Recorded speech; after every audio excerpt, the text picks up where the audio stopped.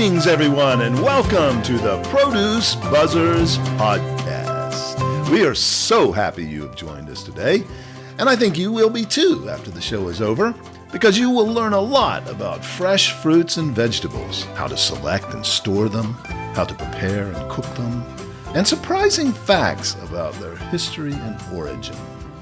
We hope it inspires you to eat more fresh fruits and vegetables, not only for your health, but also for your delight and pleasure as you explore their amazing world of taste and delicious flavors. Eating more of them will transform your life in so many positive ways. So settle back, relax, and get ready for another delicious adventure with the Produce Buzzers. Greetings, Produce Buzzers podcast fans, and welcome to another delicious episode of the Produce Buzzers podcast. I'm Edwin Stepp, your host and executive editor of ProduceBuzz.com. I'm joined once again by Teresa Nolan, the president and founder of Produce Buzz, along with Rick Stepp and Cynthia Benedetto, both contributing editors to Produce Buzz. Well, listeners, it's July. And July is packed with celebrations of some of our favorite fruits and veggies. July is National Blueberry Month. July is National Peach Month. It is also National Watermelon Month, as we heard last week with our guest from the Watermelon Board. And it's also National Beans Month and National Corn Month. So today we're going to talk about corn, and later this week it is National Spinach Day. So Rick is going to talk to us about spinach today. But first, let's talk a little bit about corn. Corn, also known as maize in many parts of the world, especially in Britain and some of their former colonies. But in Britain, corn can refer to any small, hard particle. But usually when Brits say corn, they are referring to wheat. You've heard of corned beef that originated in the British Isles, and that they're referring to what? To any kind of to wheat. Sorry, the Brits, when they say corn, they usually mean wheat, and they call what we call corn maize in Britain. They don't call it corn, and a lot of other countries call it. But when you're saying corned beef, well, I was just getting ready to explain. You didn't give me a chance. Oh, sorry. Corned beef. Chop. Corned beef is corned with salt. So salt is a corn in Britain because it's a collection of small, hard particles. And that's what corned beef comes from. In Scotland, corn most often refers to oats, since that's one of their chief grains. But corn refers to any kind of grain in the British Isles. But enough of that. Corn came from the Americas, so we should use that term today. Corn was first domesticated from a wild grass in Mexico almost 9,000 years ago. Cultivation of it spread into South America in two major waves. The first one, 6,000 to 6,500 years ago, into the Andes regions of South America, the northern parts mostly. The second wave was about 2,000 years ago into the lowlands of South America and into North America. Now, the ears of those earliest forms of corn or maize were very small, only about 1 inch long, somewhat like the baby corn we have now, although it was a different plant. And each plant could only produce one ear. But eventually the Native Americans were able to breed them to produce multiple ears per plant and much larger, 7 to 8 inches long. Now, when the Spaniards arrived, they did not eat maize because they thought it might cause them to become like the indigenous people in the Americas. They thought eating the indigenous food would turn them into indigenous people. You are what you eat. That's what they say. There's some real brainiacs there, huh? Yeah. But they brought the plant back with them to Europe, and just a few short years after Columbus first arrived, it was being grown in Spain. But it would be mostly a grain to feed the peasants. From there, it spread all over Europe into the Middle East and Africa. It became popular because it could be grown in poor soil and drought conditions. It could be grown almost in any condition. And it yielded high calories per acre, like nothing they had before. Probably because of that, corn now has surpassed wheat and rice in production in the modern world, because it can be grown so easily and because it yields so many calories. It is used in so many different ways. It is used, of course, for food by humans, but it is also a major food source for livestock and other animals. And it is grown to be used as fuel. We all know about ethanol. Figures I found for how these divide up showed that we only use about 20% of the corn supply for food for humans. Food for livestock accounts for about 40%, and ethanol production the other 40%. We consume corn in many different ways. It is estimated that corn makes up about 1/6 of all the world's calories consumed by humans. And that's not just fresh corn and other corn products like corn chips and whatever, cereals, chips, tortillas. But another major use of it for food is corn syrup and corn oil, which not the best for you, but it is used quite a bit in those processed foods. But we prefer you eat it fresh. You get the fiber and the nutrients that are there. It can be very good for you. And it's summertime, and for your barbecues, you've got to have corn for those barbecues, corn on the cob. So to get those perfect ears in the grocery store when you're selecting them, or at your farmer's market, first of all, when you're choosing them, don't pull the husk all the way down the ear. You should be able to tell its quality by just pulling the husk down just a little bit and looking at the top kernels. But only do this if the store or market is okay with that. Please ask them. They will probably say yes, but they will appreciate you asking first. But you may not even need to pull the husk away at all. You can tell a lot by just feeling the kernels under the husk. Gently rub your fingers and thumb up and down the length of the ear to check the kernels are full and robust. At the top of the ear is where they can be too small or undeveloped. But you can tell this by feeling through the husk. And if the top kernels are too small, but the rest of the ear is fine, consider taking it anyway, because you can cut the top edge off before cooking and serving. You'll want to cook your corn pretty soon after buying it, because the longer it sits after being picked, the more the sugars in it convert to starch. Older varieties of sweet corn can lose half of its sugar to starch in just a couple of days. But newer varieties have been hybridized to slow down that process tremendously. So don't stress out about this too much. But even with the new varieties, you should cook them within 4 to 5 days. Corn should be refrigerated for best storage. The colder the better, as long as it doesn't freeze, of course. And it also likes humidity. So place the unhusked ears in a wet paper bag, then place that bag inside a plastic shopping bag, close it tight, and place it in the coldest part of your refrigerator. This is usually closest to the bottom. I know you knew that already. The colder the air, the heavier it is and will sink to the bottom. It could be as much as 6 degrees cooler at the bottom than at the top in your refrigerator. Here's a great hack for shucking corn. With the husk still on, cut off the bottom part where the stalk meets the bottom of the ear.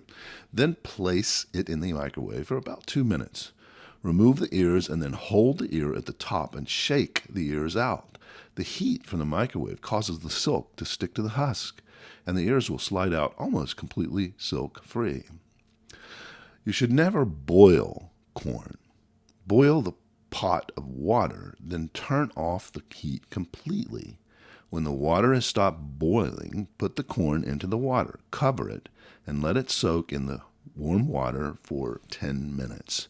There is a scientific explanation for this, but it's over my head, so I can't give it to you. But basically what happens is that the corn cooks best between 150 and 175 degrees Fahrenheit, which is quite a bit less than boiling water at 212 degrees Fahrenheit. But any hotter than that 175 degrees, and the kernels start to break down and get mushy.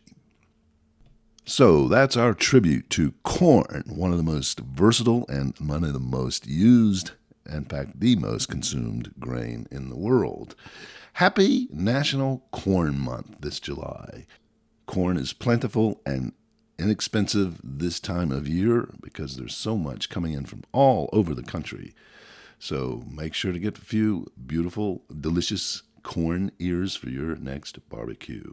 So, Produce Buzzers podcast fans, as we told you at the beginning of the podcast, this week we celebrate one of our favorite veggies, spinach. July 16th is National Spinach Day. And Rick really loves spinach. He even might microwave it occasionally. So he's going to tell us all about spinach today so we can celebrate National Spinach Day. Rick. Thank you. Yeah, I actually do microwave it occasionally. I buy fresh spinach, usually a 10-ounce package, and it'll last me a week. And I have it in my salad almost every night.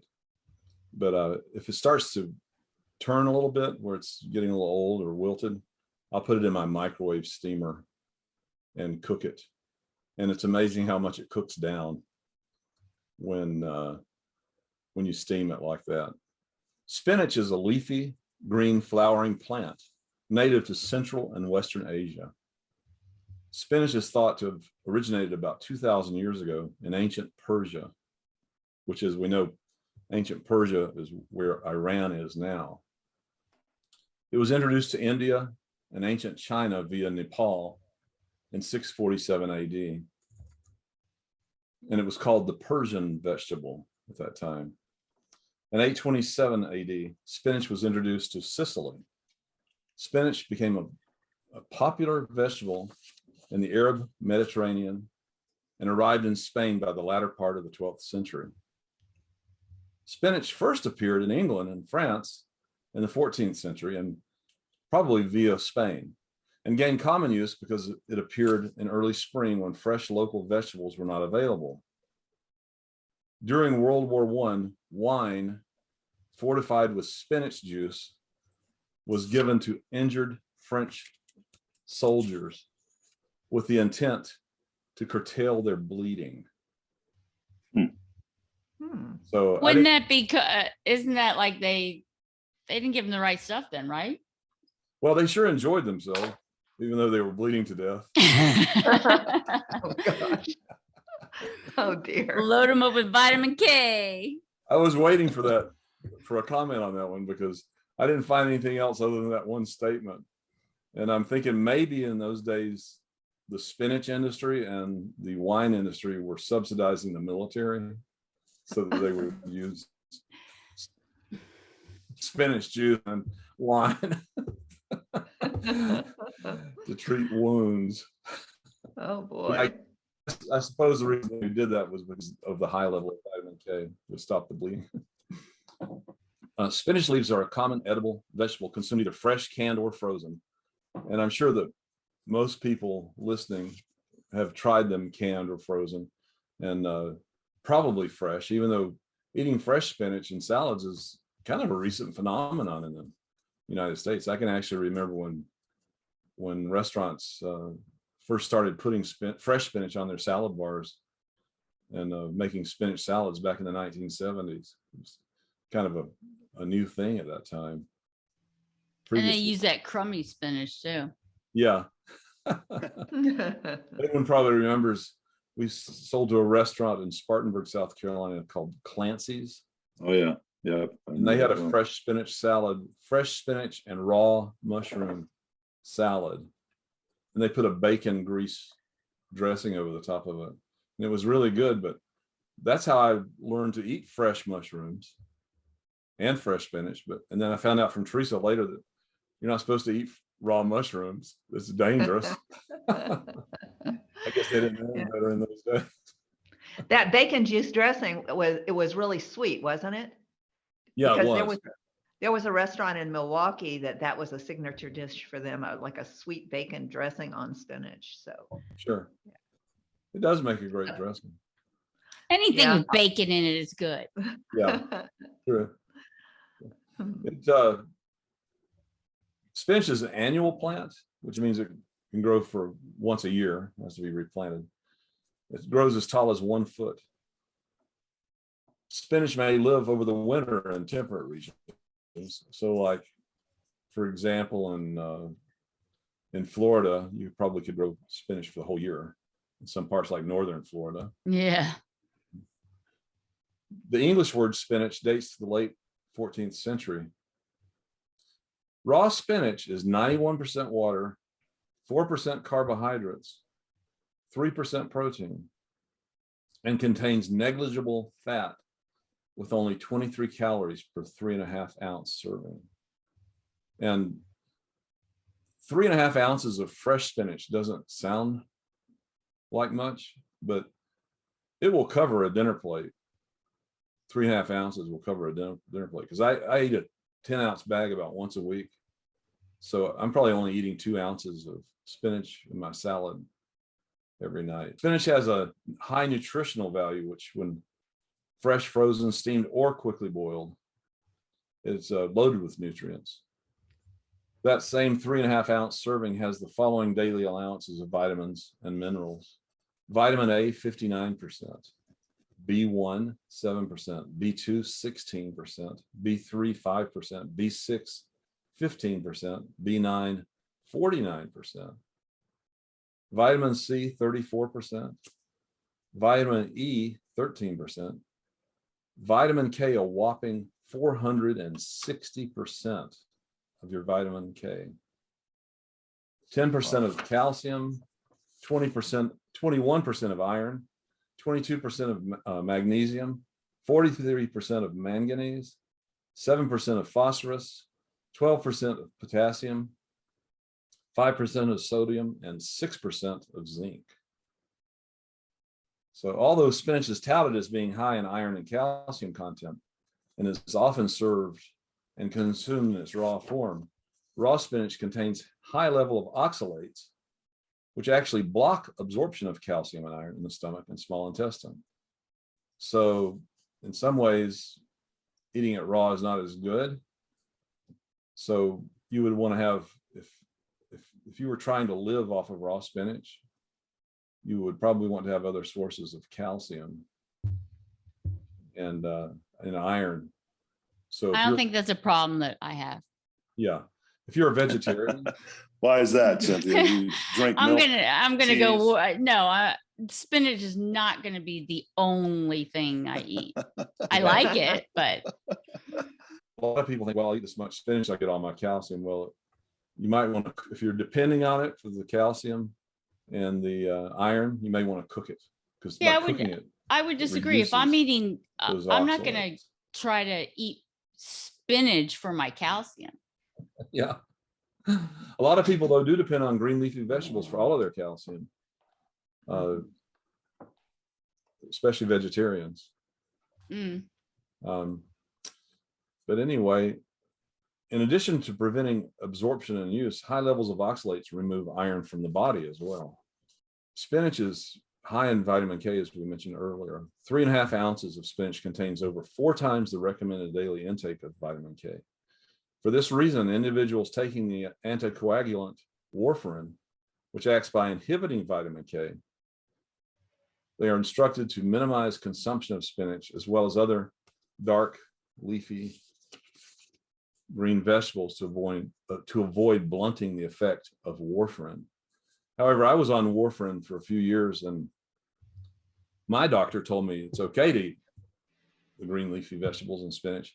You just have to have your blood checked to make sure that you're keeping your warfarin levels good in the bloodstream. So it may be that you'd have to consume more medicine in order to have the luxury of eating fresh spinach. So that's, And don't you have to be, don't Yeah. you need to be consistent on eating it? It's not something you would eat a few days and then stop eating it. It would have to be Correct. consistent. that's what he told me. Now, that was my MD. He Uh-huh. was kind of old school, you know. Yeah. He was also fat. We used to joke Oh. with each other about how fat we were. He would say, yeah, I need to lose a few pounds myself. So listeners, check with your doctor. Don't make sure you're checking with your doctor. I hope he's not a subscriber. Yeah, really. I felt really good walking out of his office because he gave me permission to be fat. Verbally or Well, in so many words. Mm. But who do you think produces 92% of the world's spinach? Any guesses? China. China. How Edward's many? What was the percentage? 92% of the world's spinach. 92%. Yeah. Wow. And you don't see it much in Chinese cooking, at least, I never saw spinach over there when I was there because I was in the 80s. Maybe they've, it's become more of a popular since then. But you go to a Chinese restaurant, do you see spinach? Yeah, that's a good point. I mean, Chinese cabbage. Of course, this is American Chinese food. Right. It's not actual food from China. There are 31 million tons produced each year worldwide. And China produces 28.5 million tons. And just in comparison, the US is second. They produce 0.37 million tons as opposed to China's 28.5 million tons. Hmm. Kenya is second. Kenya in Africa is second with 0.24 million. Turkey with 0.23 million. As everyone knows, in popular culture, the comics and cartoon character Popeye the Sailor Man has been portrayed since 1931 as having a strong affinity for spinach, namely the canned variety.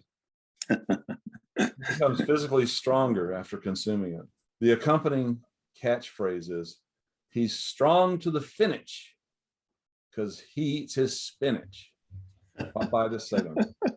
Is Popeye still, are they still making Popeye cartoons, or is that just something we saw when we were kids? As far as I know, they are, but they did come out with a movie, Popeye, with Robin Williams. Oh, yeah, that's right. That was And, pretty good, too. I saw that. It was actually enjoyable. Yeah, and the spinach scene is one of the scenes where he's being attacked by Brutus, and he tricked Brutus into giving him spinach because he said he hates it. And so Brutus. I thought it was Bluto. Is his name Bluto or? Yeah, I don't know why I said Brutus. I think there's I think in some of the episodes, he's Brutus, and in others, he's Bluto, or maybe those are two different guys. Bluto, originally Bluto became known as Brutus. Yeah, that's what I thought. It seemed like there were two versions. Yeah. Okay. So A2 Brutus. That's a good Russian name. That's why. It's Roman Brutus. A2 Brutus. Yeah. That's Caesar's friend who turned on him. Put the knife in the back. Yeah. And what was it Cynthia used to say? No, I know where I saw this. It was on one of the Delta Burke. Delta Miss Burke. Valdosta Feed and Grain. Yeah, she said, I thought Miss Valdosta Feed and Grain was my friend. But then I found out you've got to get close to somebody to put a knife in their back. So there. Stab you in the back. I don't get that. What is that from again? That was from Designing Women, the show Designing Women. Okay. And yeah. And she was always like in the beauty pageants. Yeah, she was always the beauty queen. And she said, I always thought that Miss Valdosta Feed and Grain was my friend until I realized you have to get close to someone to put a knife in their back. So is that the one that Betty White was in? No. That was Golden Girls. Okay. Yeah. But it was 4 women. Yeah. It had 4 women in it. Right. Okay.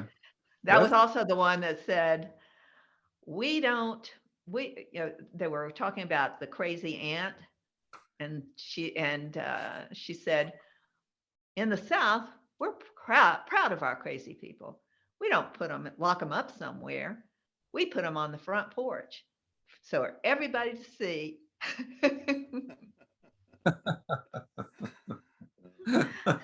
And we don't ask if you have someone crazy in your family.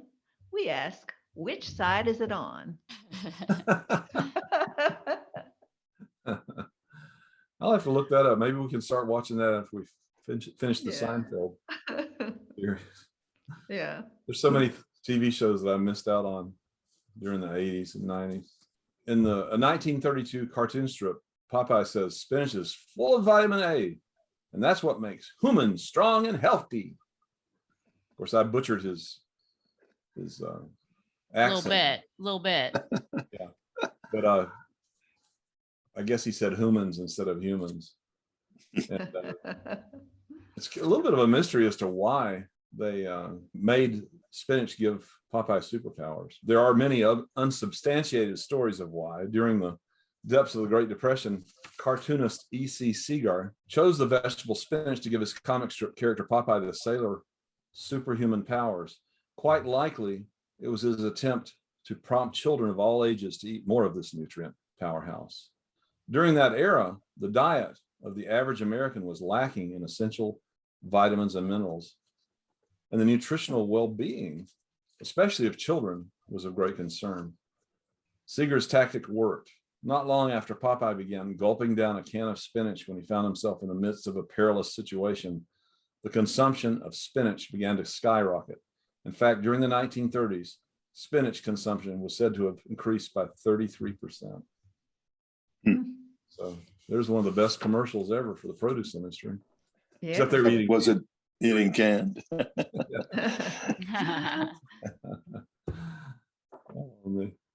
And during that time, it was reported that children surveyed at that time listed spinach as their third favorite food. Of course, I don't know what their first and second favorite food would have been. I don't think they ate pizza yet. Who knows? Well, we now know that certain of spinach's nutrients are not available to humans as originally thought. It is still considered one of the most nutrient dense of all foods whose health benefits still are being discovered. Here's an interesting story.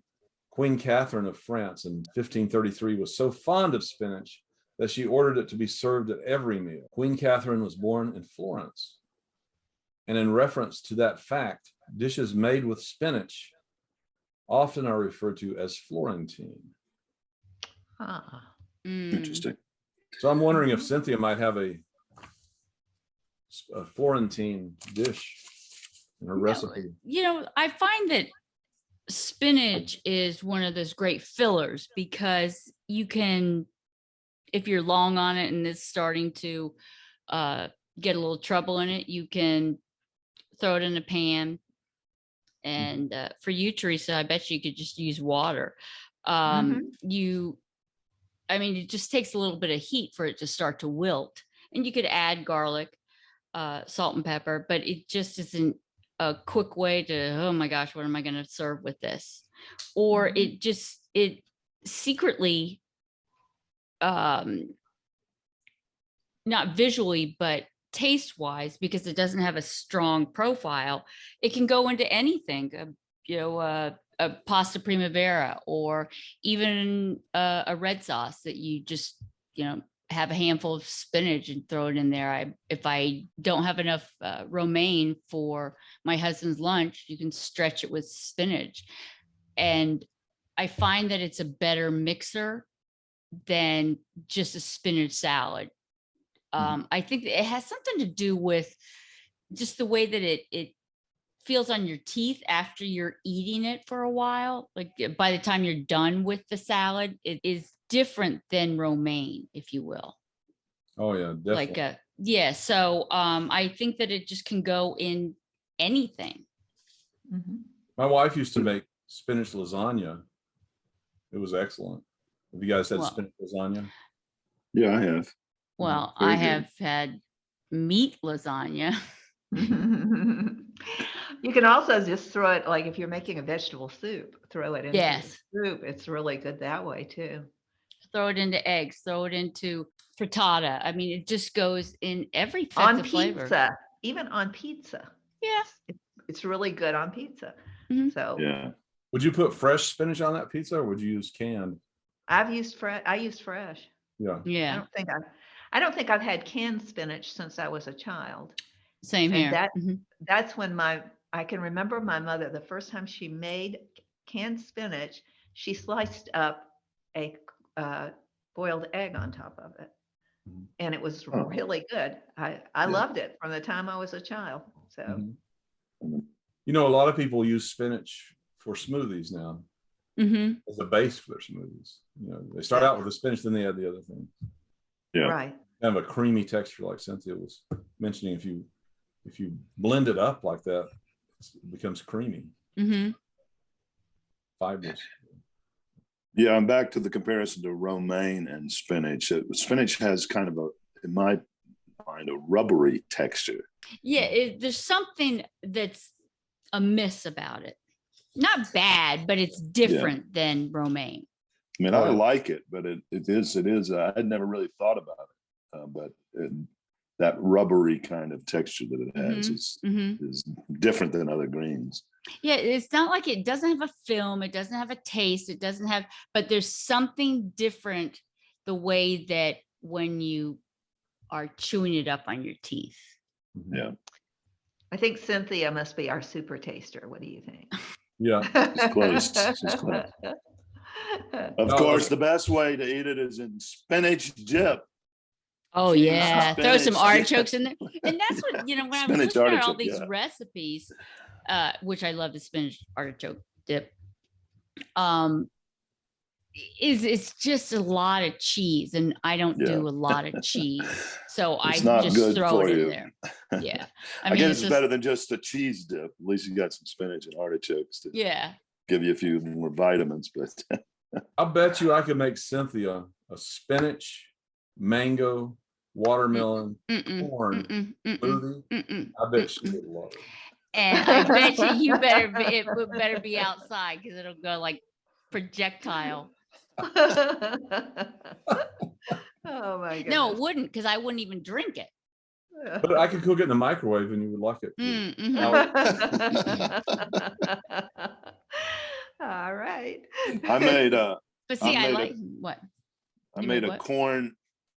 corn and mango salsa last night to put on some chicken that we roasted for the And girls. They really liked it. It's great. good. They don't have to Sounds worry about me delicious. taking any part of that. Yeah. We bought a big box. We bought a box of those honey mangoes at Sam's Club. So we're trying to find ways to use them up before they spoil. Yeah. But that's I use a lot of corn in my veggie tacos because you need a grain with the beans to make a all complete right. protein. It's really good Ugh. with get one of those super sweet corns. Tastes Yeah. great. Yeah. Make a mango salad dressing. I'd rather have like if I'm gonna just have a starch, I'll just have a potato or something. Mhm. Yeah. Potatoes are very good for you. Oh, I'm sorry. Go ahead, Evan. No, that's what I was just saying. Potatoes are very packed with nutrients. A lot of people think it's empty starch, but they're packed with nutrients. No, isn't corn the empty starch? Yeah, it is more of an empty starch. You're absolutely right. We didn't get to the nutrition before I conked out. But, Yeah, they're scant nutrition. it's sugar. Yeah, but That not must the be good why I sugar. like it. Right. If you eat one corn on the cob with a balanced meal, there's nutrition there. I mean, it's not gonna, Yeah, there is. it's not going to kill you, but Lots of fiber. Fiber. yeah, It's gotta be where high most in people make a mistake is all the corn-based products that they buy, like Edwin was mentioning, all of the grocery items that have corn in them. Yeah. Corn oil, if you just have a little bit of fresh corn once in a while, you're not harming your health. But so much of the food supply that we have that's made from processed corn, and by the way, it's a different kind of corn than our fresh. That's right. Yeah, it is. Yeah. That's where most people go wrong. Corn chips, whatever. Right. Oh, well, come on, like Fritos, stop. Mm-mm. Corn tortillas, corn this, corn that. See, I prefer the flour tortillas than the corn. Yeah. I do too. But I love corn chips. That's one of my Teresa, downfalls. Corn chips. Yes. Did you learn any Florentine dishes in France when you studied French cuisine? No, I did not. Okay. But I do remember if we're still talking about corn, that our French neighbor, you remember Mrs. Milner, who lived across the street from us when we were growing up. She said that in France, they considered corn animal feed. They didn't eat it. So. Yeah. Agreed. Yeah. Like what I was saying about the Spaniards bringing it back, they brought it back not to help feed peasants, to keep them Yeah. alive, as opposed to being a dish that would be used. But then in Italy, same thing in Italy. It spread from Spain to Italy. Corn did pretty quickly after Columbus had landed in the Raped and Americas. pillaged. Yeah, and but in Italy, they have one of my favorite uses of corn that's developed to very, I think, high level food. That's polenta. Oh, yes. Polenta is so good. It's all right. Yeah. I thought you were going to say whiskey. Well, yeah, that's the other. Yeah, Do what? we didn't get to What? that part. Whiskey. Whiskey. We didn't. Yeah, we didn't get to that part, but that's right. Moonshine and even bourbon Rick? You're more of a bourbon expert than I am, but isn't bourbon primarily made from corn? Yes. Bourbon is corn liquor, moonshine. Yeah. It's been aged in barrels with in charcoal barrels, so it gives it the color, Right. flavor. So if you drink corn liquor, which is what's known as moonshine, it's very crude in nature, and it doesn't taste like bourbon at all.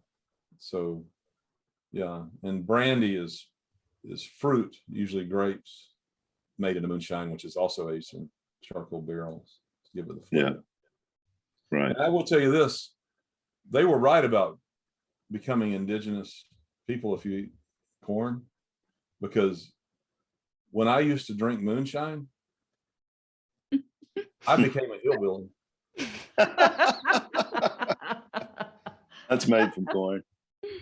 Oh my gosh. And When there's you that. used to? Yeah, when I used to drink it, yeah. Mm. Well, I used to. When I graduated from high school, this guy that we bought our peaches from, I think I told this story before, gave me 3 gallons of moonshine for a graduation present because he was a bootlegger. The guy that grew our peaches was also a bootlegger. And I had 3 gallons. Edwin, do you remember we had 3 gallons of moonshine in the closet? I probably never told you about it. You were too young. Yeah, you told that story about going down to his peach orchard. That same guy gave me 3 gallons, and I probably drank, I guess, a half a gallon of it that summer over time, not all at once. And when I left for college, I had to fly to college, and I thought, well, I can't take this on the airplane. And I can't leave it in my closet because if my mother finds it, she's going to have a fit. So I poured it out. Poured out 2.5 gallons of moonshine. And then, You didn't have any friends or something you could give it to? well, I didn't trust my friends with it. I was afraid they might kill somebody on the highway. They might what?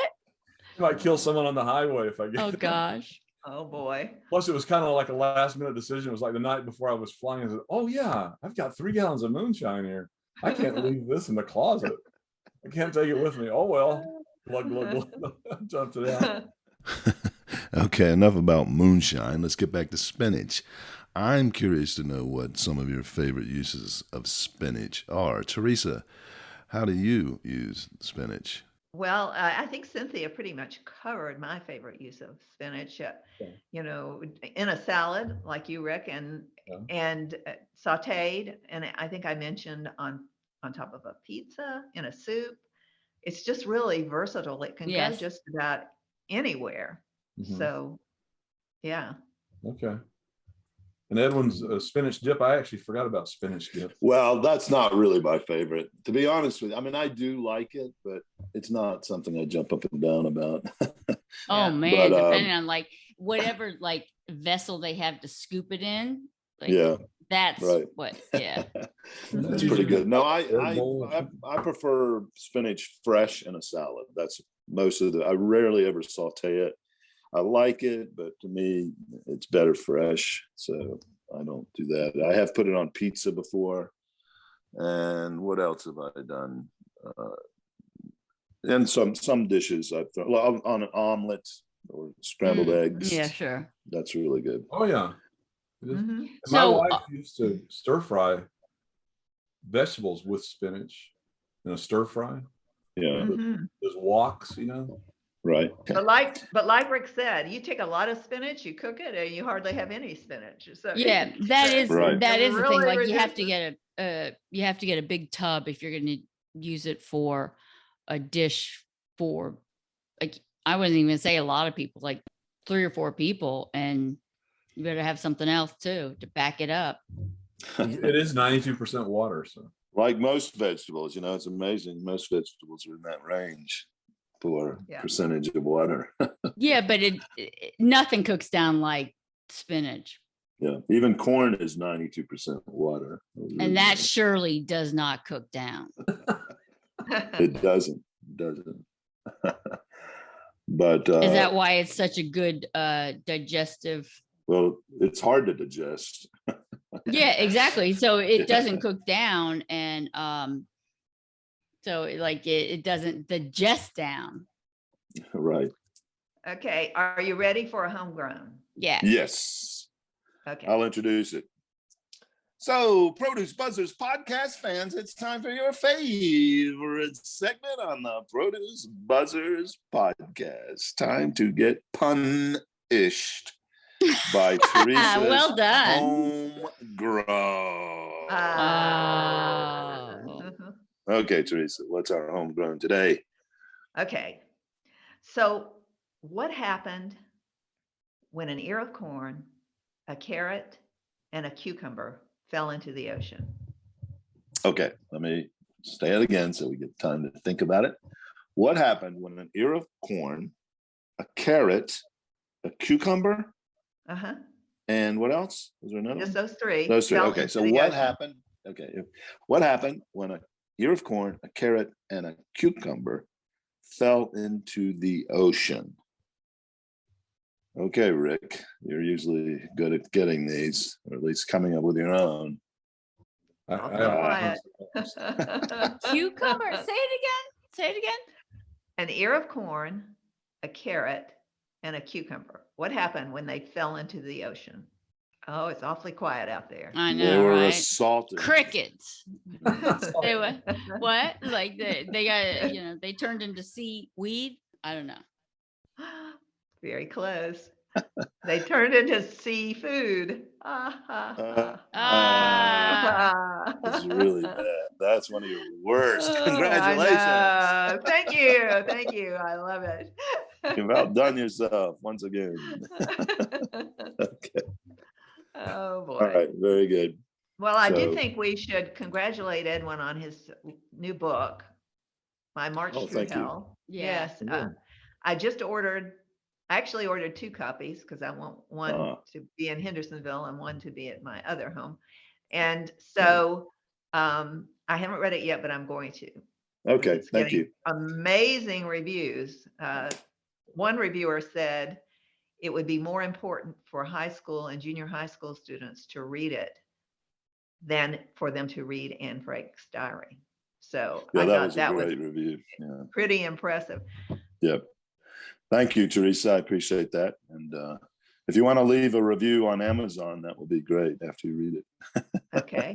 You can do Will it do. anonymously, but you don't have to. I think if your last Yeah. name was Stepp, I would probably ask you to do it anonymously. But Yeah. Yeah, like Teresa Nolan. yeah, Yeah. right. Yeah. There you go. Thank you so much, Teresa, for that plug for the book and the congratulations. I really appreciate that. It is a worthwhile story. It's not my story, of course. It's about the story of a Holocaust survivor who endured unbelievable things, as most Holocaust survivors did. This woman was on a march over 800 kilometers, a death march, they called it. And she was out of 2,000 women on the march, only 300 survived. She was one of them. So if you'd like to read it, that would be great. It's called My March Through Hell. It's the story of Helena Kleiner, the Holocaust survivor, and I helped her write her story. You can find it on Amazon, Barnes & Noble, and other places. So thanks again, Teresa, for that.